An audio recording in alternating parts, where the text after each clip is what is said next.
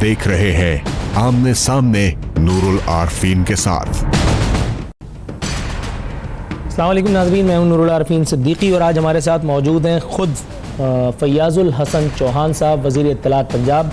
वज़ारत का ओहदा संभालने के बाद आज पहली मरतबा हमने उन्हें ज़हमत कलाम दी है। फैयाज़ साहब, सर आपको शो में खुशामदीद कहते हैं, कैसे हैं आप? अल्लाह पाक का करम है सर। अल्हम्दुलिल्लाह, टेलीफोन तो आप अभी तक खुद ही उठाते हैं अपना, इतनी कर्टसी तो आप में अब तक है। ये देख करके, ये जान करके खुशी हुई, लेकिन आज कल का सूरज जो है वो आपके लिए कुछ अच्छा नहीं था। आज भी कुछ ख़ास खबरें नहीं आ रही हैं। शहबाज शरीफ साहब जो हैं उनकी ज़मानत भी हो गई है। शहबाज शरीफ की आशियाना हाउसिंग और रमज़ान शुगर मिल केसेस में ज़मानत मंजूर। खुर्शीद शाह साहब और पूरी अपोजिशन जो है वो इसको, इस सूरत-ए-हाल को इंजॉय कर रही है। शहबाज शरीफ साहब जो है वो शुक्राने के नवाफिल मान चुके हैं।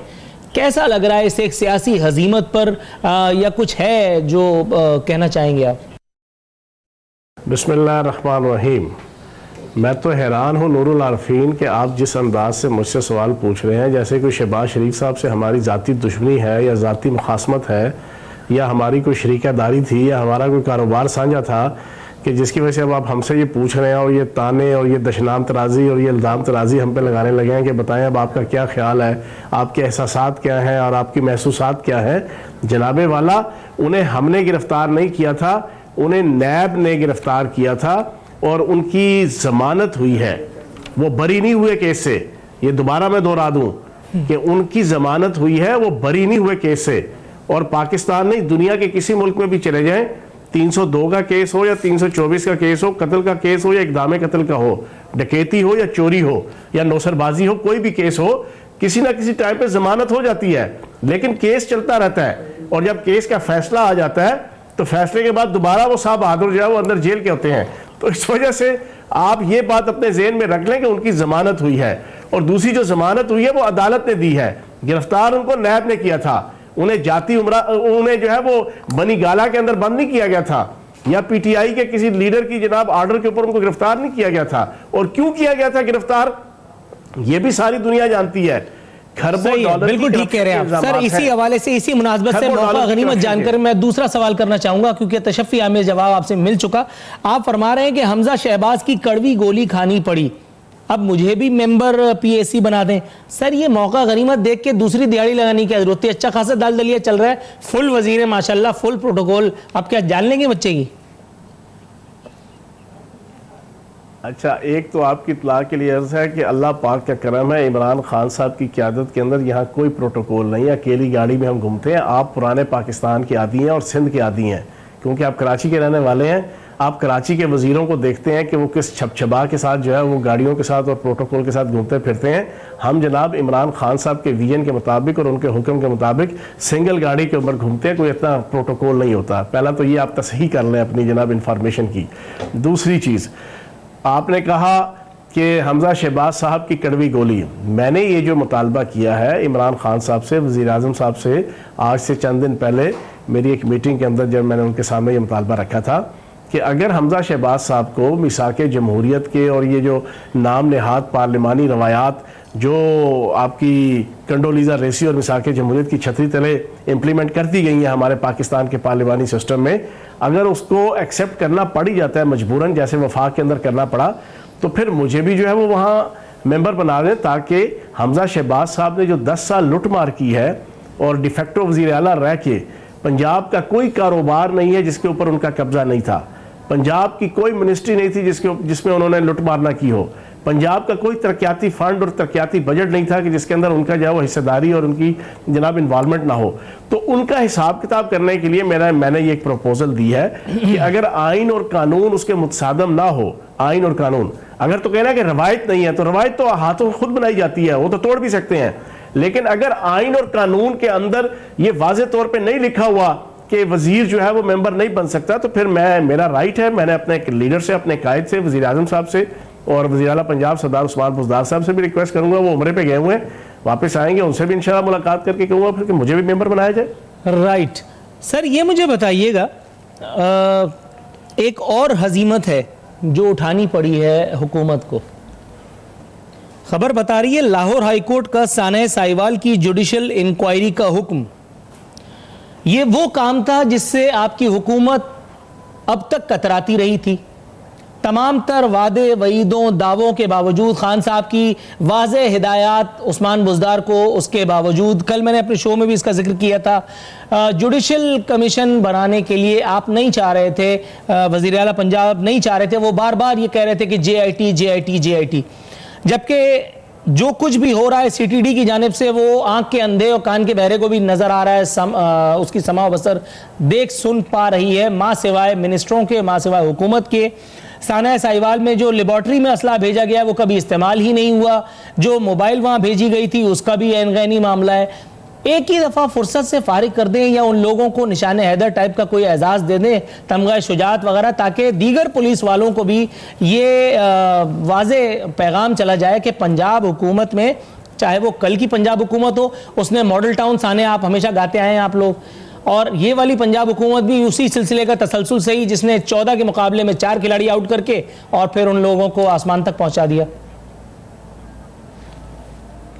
अच्छा, मुझे आप ये बताएं कि ये जो आपने 3-4 इंफॉर्मेशंस मुझे दी हैं कि CTD के एहलकारों ने जो असला दिया वो कभी इस्तेमाल नहीं हुआ, और उसके अलावा ये सारी इंफॉर्मेशन आपको कहाँ से मिली? सर मेरे सामने JIT की रिपोर्ट के जरिए से मिली? मेरे सामने एक प्रिंट आउट की सूरत में ये सारी इंफॉर्मेशन इस वक्त वेब पे अवेलेबल है। सुने, हाँ, ये सारी की सारी इंफॉर्मेशन आपकी इत्तला के लिए है।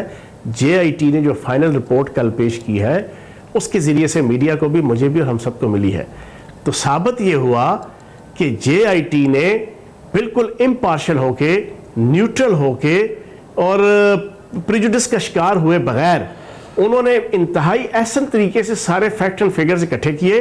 उन्होंने बताया कि CTD के जो मकामी एहलकार और लोग हैं वो किस तरीके से इस इंक्वायरी को डैमेज करने के हवाले से माल फंक्शन करते रहे हैं, किस तरीके से मिस हैंडलिंग करते रहे हैं, किस तरीके से जो है वो अपना असला छुपाते रहे हैं, किस तरीके से अपने पेटी बंद भाइयों को बचाने की कोशिश करते रहे हैं। ये सारी चीज़ें जनाबे वाला आपको और मुझे JIT की रिपोर्ट ने पेश की है। तो मैं JIT को भी खराज तहसीन पेश करूंगा जिन्होंने 1 महीना बड़े एहसन अंदाज से काम करके वो फैक्ट एंड फिगर्स रखे सामने कि जो CTD के मुलाजमीन की ख्वाहिशात को प्रेजेंट नहीं कर रहे, वो वजीर आजम पाकिस्तान इमरान खान साहब और वजीर आला पंजाब सरदार उस्मान बुज़दार साहब के उस विजन को जो है वो प्रेजेंट और मैनिफेस्ट कर रहे हैं कि जो इस सानहे के हवाले से उन्होंने 22 करोड़ आवाम और पाकिस्तानियों से जो है वो वादा किया था कि हम इंशाल्लाह इस केस को हम टेस्ट केस बनाकर इन 5 एहलकारों को जिन्होंने वहां जुल्म किया है खलील और उसकी फैमिली के साथ, हम इनको निशाने इबरत बनाएंगे। पहली चीज। दूसरी चीज, आपने कहा हजीमत, हजीमत का लफ्ज आप बड़ा इस्तेमाल कर रहे हैं। मेरा ख्याल है कि आप लखनऊ और दिल्ली के रहने वाले हैं, लेकिन आप अल्फाज और ज़बान का इस्तेमाल जो है ना थोड़ा सा गलत जगह पे कर रहे हैं। हजीमत की कोई बात नहीं है। अल्लाह पाक के करम से ना हम जुडिशल कमीशन से बैकआउट हमने किया, और अभी जो ऑर्डर हुआ है वो जुडिशल इंक्वायरी का है। और आपको ये मालूम होना चाहिए जुडिशल कमीशन और जुडिशल इंक्वायरी के अंदर फर्क है, लेकिन हाई कोर्ट ने फैसला दिया है, हम उसको एक्सेप्ट भी करेंगे, हम उसको सर आंखों पे रखेंगे। और इस जुडिशल इंक्वायरी के हवाले से पंजाब की पुलिस, CTD एहलकार, महकमा दाखिला की जो जो रिस्पॉन्सिबिलिटी होगी हम उसको ऐसा तरीके से पूरा करेंगे। सर एक वजीर थे, अल्लाह उनको रखे, वो आज भी हैं, जब वो अपोजिशन में थे तो वो ये कहा करते थे कि अगर कोई कत्ल अनट्रेस्ड रह जाता है तो रियासत उसकी जिम्मेदार होती है। वो ये बताते नहीं थे, ब्रैकेट में उनका कहने का शायद मतलब ये होता था कि अगर नवाज शरीफ वजीर आजम हो। ये थे अली मोहम्मद खान साहब, मैं अपने प्रोग्राम में भी इसका तस्करा कर चुका हूं। ताहिर दावर साहब का कत्ल हुआ, आपकी हुकूमत डे 1 से झूठ बोलती रही, अनलेस एंड अनटिल ये मामला इंटरनेशनल मीडिया ने पिक कर लिया। और फिर वो इफ्तिखार दुर्रानी साहब, मुशीर वजीर आजम, जो बाकायदा एक इंटरनेशनल चैनल को इंटरव्यू देते हुए उन्होंने बाकायदा तमस्खुर उड़ाया और तफन्नुन का मुजाहरा किया, और उन्होंने कहा कि ये आपको रिपोर्ट किसने दे दी। उसके बाद फिर एक 180 डिग्री का यू टर्न लिया, और उसके बाद वो आपने जो एक with all due respect appoint किया है वजीर मुमलिकत, और उनको जिस काम के लिए रखा है वो काम भी उन्होंने ऐसा तरीके से किया, हवाई फायर। जब किसी की विकेट डाउन होती है ये मौसूफ आते हैं और आकर के बड़ी बड़ी बातें करके और शॉर्ट हो जाते हैं। अली रजा अब्दी का कत्ल हुआ, इन्होंने कहा मिसाल बनाऊंगा, ताहिर दावड़ का कत्ल हुआ, उनको यहां से अफगानिस्तान ले जाकर के मार दिया गया। इन्होंने कहा मिसाल बनाऊंगा। समीउल हक साहब की विकेट गिरी, अल्लाह माफ करे, अल्लाह ताला उनकी शहीद को, रूह को, उनको इसाले सवाब उनके लोगों को मिले। इसी तरह की बात होती रही। सर, आपके दौरे इख्तिदार में भी अगर यही सब कुछ होना था तो तब्दीली का ये चेहरा, with all due respect, please pardon me saying so, मैं मकरूह क्यों ना कहूं।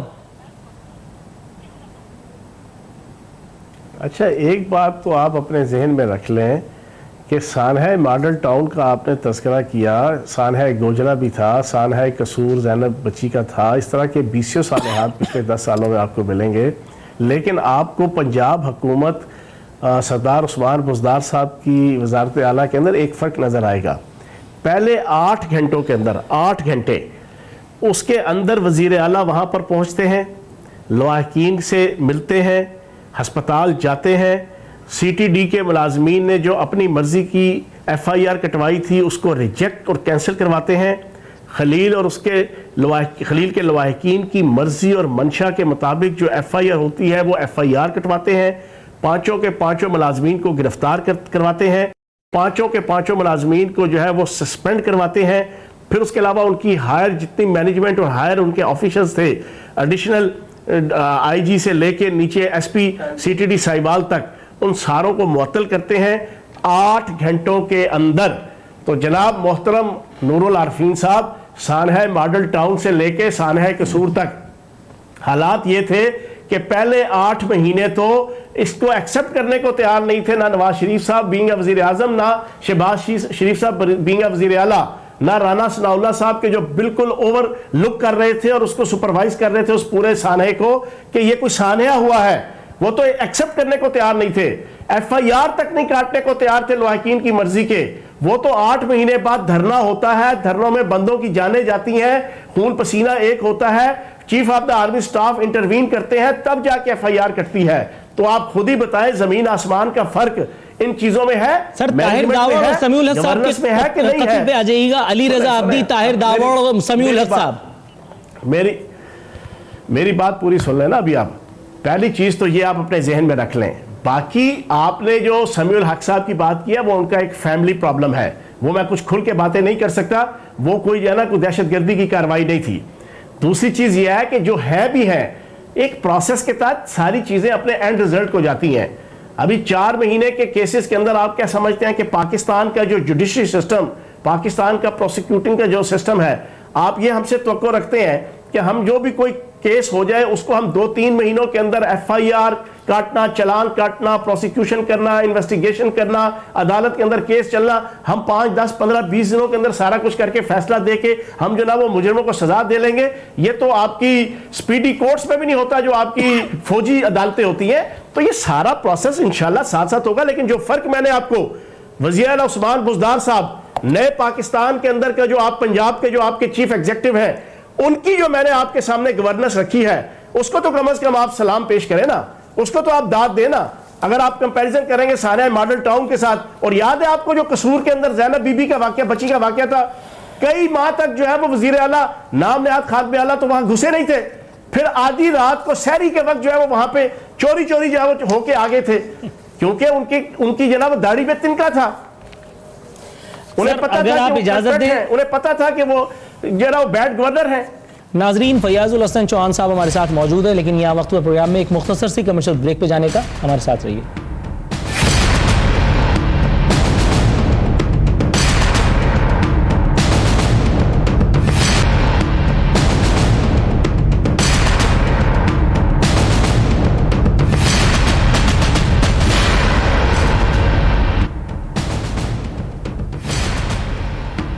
वेलकम बैक नाजरीन। बात हो रही है फयाजुल हसन चौहान, वजीर इत्तलात पंजाब। फयाज साहब, सोशल मीडिया को खुल के आप लखनवी उर्दू भी बोले, दिल्ली की उर्दू भी बोले, कलकत्ता की उर्दू भी बोले, खुल के।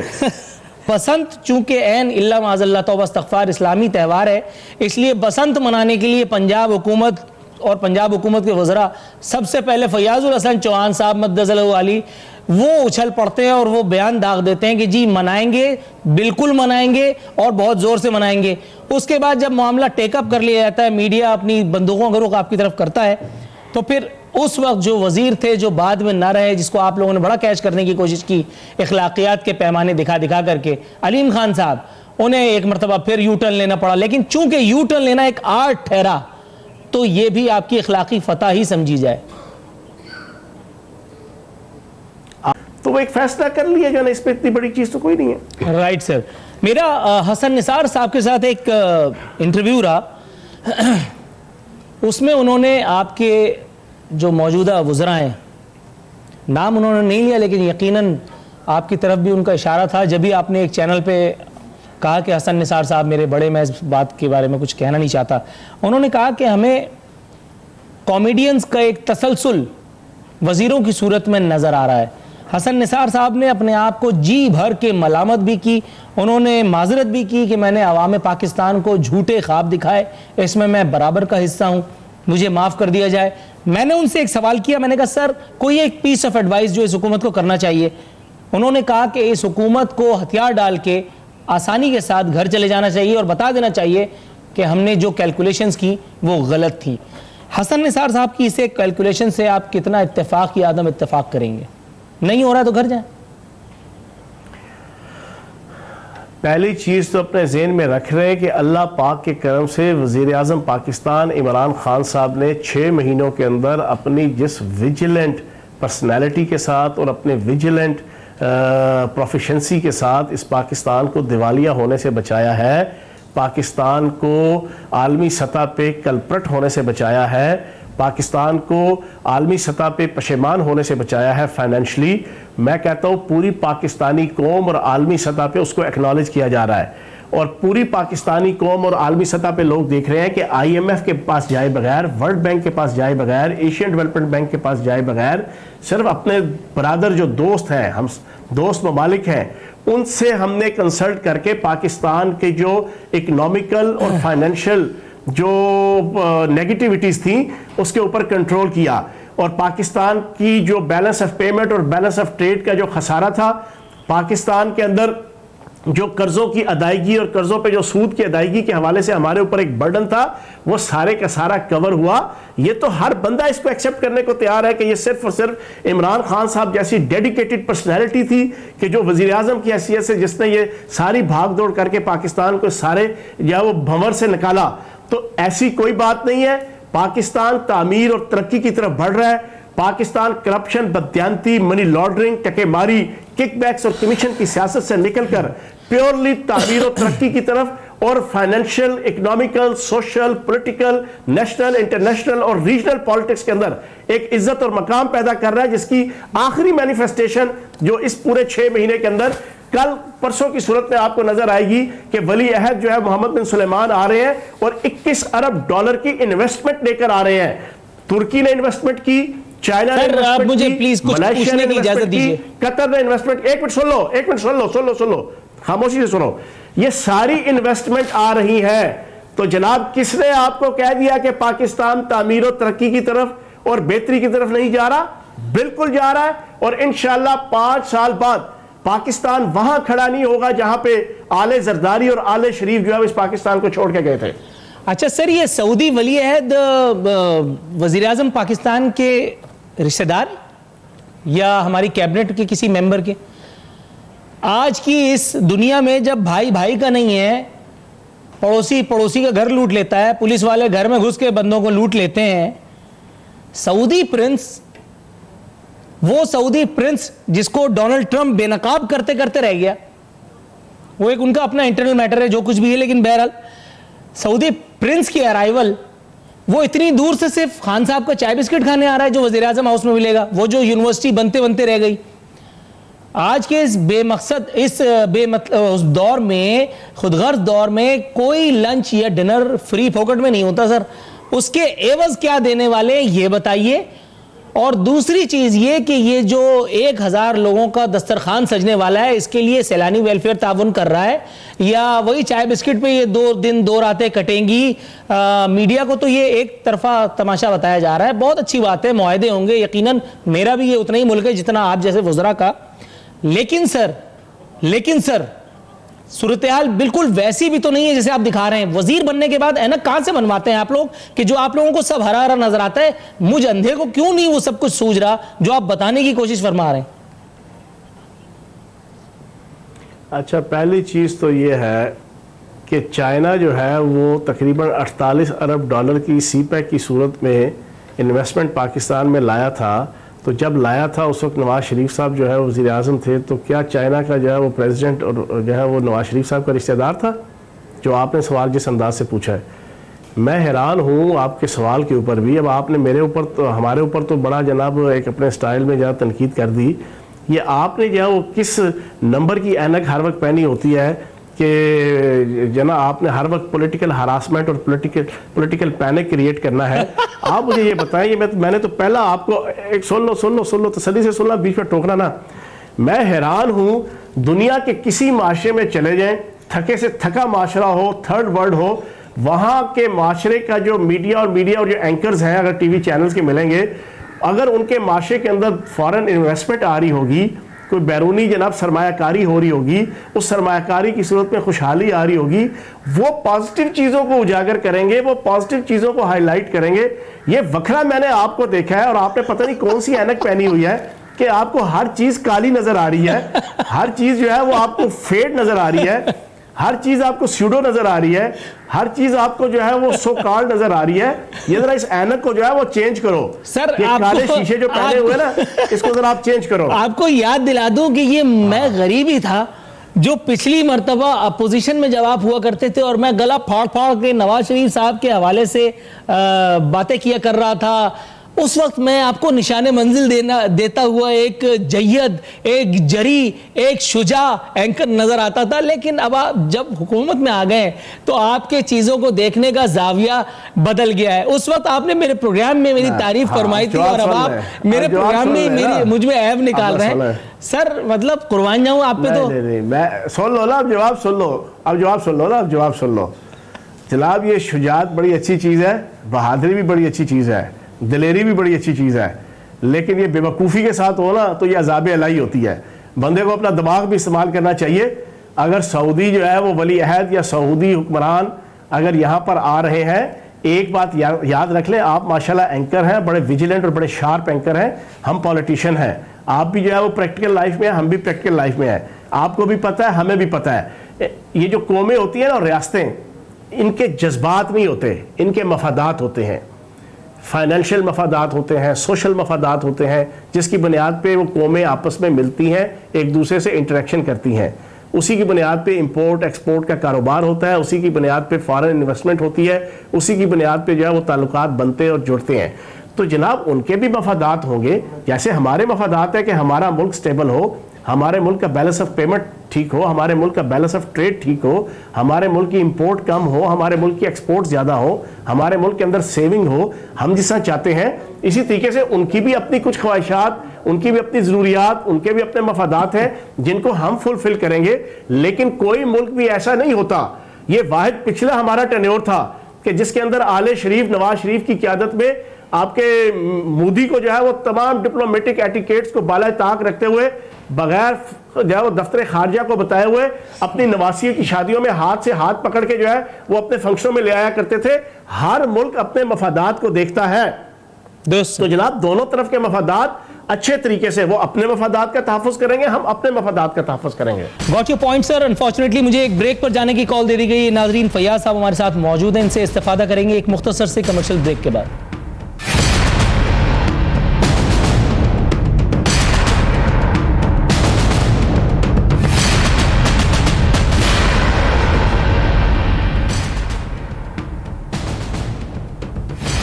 वेलकम बैक नाजरीन। बदस्तूर फैयाजुल हसन चौहान साहब डटे हुए हैं, माज पर हमारे साथ मौजूद हैं। फैयाज साहब, सर ये मुझे बताइएगा, कल फवाद चौधरी साहब ने एक बम फोड़ा है, वो उन्होंने बताया कि वो सोशल मीडिया जो है उसको भी लगाम डालने की पूरी तैयारियां हैं। मतलब अब इलेक्ट्रॉनिक मीडिया के बाद सोशल मीडिया की भी कमबख्ती आई है। सोशल मीडिया को पहले तो आपने अंधे की लाठी की तरह उसे एक इन्फ्लुएंशियल टूल की तरह यूज किया और फिर जहां आप नहीं थे वहां आप लोग पहुंच भी गए। अब उसको भी टेम करने की कोशिश हो रही है। बताया गया है कि जी नफरत अंगेजी को रोकने की कोशिश है, जबकि दिखाया कहीं और जाता है सियासत में और मारा कहीं और जाता है। औरिया मकबूल जान साहब का नाम आपने जरूर सुना होगा, उनके कंधे पर रख के चला लेता हूं, ज्यादा आसानी होगी।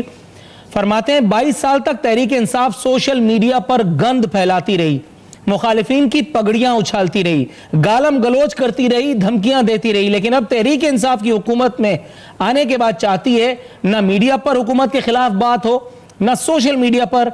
नए पाकिस्तान की हुकूमत चाहती है लाख अवाम पर जुल्म सितम हो, बस अंधे गूंगे अंधे बहरे बने रहो।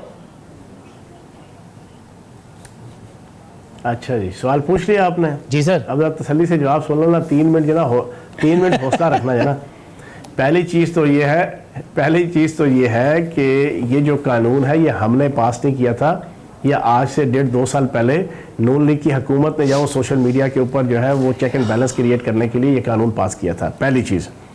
दूसरी चीज़ ये है कि सोशल मीडिया के ऊपर जो हिस्ट्री बताती है वो ये कि मोहतरमा मरियम नवाज साहिबा की क़यादत में वज़ीर आज़म हाउस के अंदर एक ऐसा मीडिया सेल कायम था जिसके अंदर उनकी अपनी बेटी भी थी, उनका अपना दामाद भी था, जिसके अंदर उनके अपने जनाब मियाँ भी थे, कैप्टन सफदर साहब, जिनमें उनकी एक पूरी टीम थी जिन्होंने 15,000 फेक अकाउंट बनाए हुए थे, 15,000 फेक लाइंस ली हुई थी, जिसके ज़रिए से क्या होता था, जिसके ज़रिए से फ़ौज के ख़िलाफ़ कैंपेन चलती थी, जिसके ज़रिए से ISI के ख़िलाफ़ कैंपेन चलती थी, जिसके ज़रिए से सुप्रीम कोर्ट के ख़िलाफ़ कैंपेन चलती थी, जिसके ज़रिए से इमरान खान साहब और मुखालफीन की ज़ाती ज़िंदगी और माँ बहन बेटियों के ऊपर जो है वो झूठा प्रोपेगेंडा किया जाता था, जिसके ज़रिए से मैं खुद उस प्रोसेस से गुजरा हूँ, जिस तरीके से मुझे भी विक्टिमाइज किया जाता था पिछले 3 सालों में सोशल मीडिया, ट्विटर और फेसबुक पे, उस सोशल मीडिया के ज़रिए से।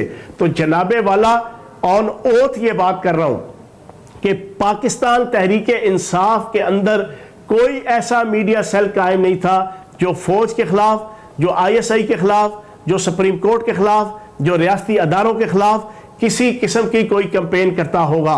तो ये जमीन आसमान का फर्क, पहली चीज। दूसरी चीज, जहां तक आ गई सोशल मीडिया के अंदर, जनाब सोशल मीडिया एक ऐसा मीडिया है कि आपका दिमाग, आपका दिल, आपका हाथ की उंगली वो आजाद है, उसके ऊपर कोई चेक एंड बैलेंस नहीं है। इंडिविजुअली अगर कोई लोग भी किसी अंदाज से भी जो हुक्मरानों को या अपोजिशन के लोगों को गाली गलौज कर रहे हैं, ये उनका अपना एक इनफरादी फेल है। लेकिन जो इज्तिमाई फेल है वो मैंने फर्क बता दिया, मोहतरमा मरियम नवाज साहिबा का मीडिया सेल और हमारा।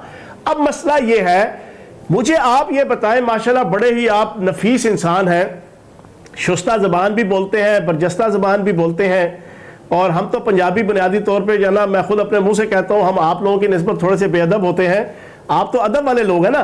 तो अदब वाले आदमी को ये बात तो माननी चाहिए कि बेअदबी सोशल मीडिया के अंदर, शुतर बेबहार सोशल मीडिया कि जो किसी की इज्जत, किसी की जान, किसी की माल के साथ सारा दिन खिलवाड़ करता रहे, क्या उसकी इजाजत दुनिया के किसी मुल्क के अंदर है?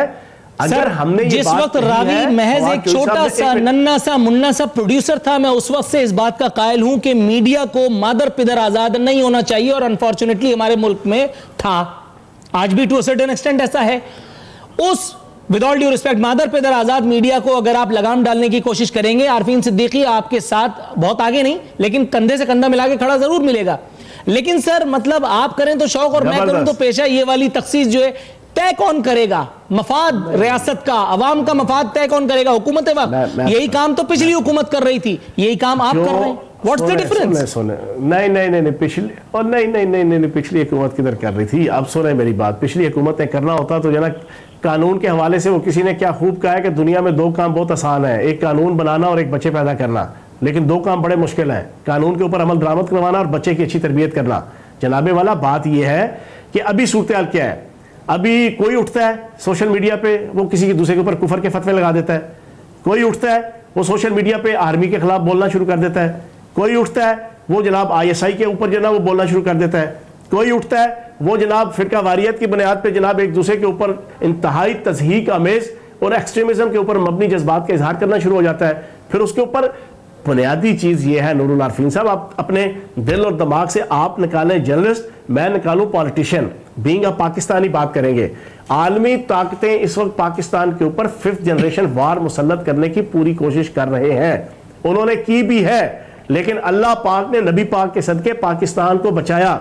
वार एंड टेरर की भी जितनी बदबख्तियां थी उसमें से हम सब दोस्तों ने कुर्बानी देके, आवाम ने, अफवाज ने, सिक्योरिटी फोर्सेस ने, पुलिस ने, सहाफियों ने, हर एक ने कुर्बानियां दी और आज पाकिस्तान उधर से सुरखरू होकर एक नए फेज में दाखिल हो रहा है। इन हालात के अंदर ये जो 5th जनरेशन वार है, इसका बुनियादी टूल ही सोशल मीडिया है, जिसके अंदर आप अपने अकायद के खिलाफ, अपने अदारों के खिलाफ एक आपस के अंदर मुखासमत, एक दूसरे के खिलाफ नफरत, एक दूसरे के खिलाफ डिसएग्रीमेंट पैदा करने की कोशिश करते हैं। हमने कोई अपोजिशन को स्नप करने के लिए नहीं, हमने उस 5th जनरेशन वार को नाकाम बनाने के लिए और पाकिस्तान के जो रियासती अदारे हैं उनकी इज्जत और वकार और एहतराम को एक्नॉलेज करने के लिए जो है वो ये फैसला किया है। Fair enough sir, got your point. Unfortunately हमारे प्रोग्राम का वक्त इतना ही था, आपका वक्त मैंने बहुत लिया, आपने बहुत तहम्मुल के साथ मेरे तमाम तर वार को नाकाम बनाया।